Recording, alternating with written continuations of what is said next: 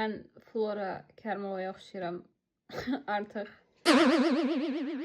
Bu günləri saçımı kəstirməyə getdim. Deməli, yəni saçım vəziyyəti budur. kaş kəstirməzdim. Bu nə saçdır?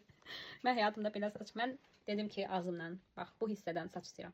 Bu hissənin arasında, bax mənim çənəm burada da, bax belə. Görürsün nə qədər fərq var. Yəni heç əlaqəsi yoxdur. Qabağına bax. Bu nədir? Yəni belə bir saç olmaz olsun.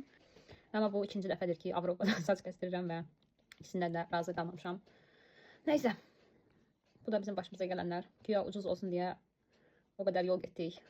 Çexiyanın sərhədlərində saçımızı kəstirdik və son nəticədə budur. Yəni saç deyil.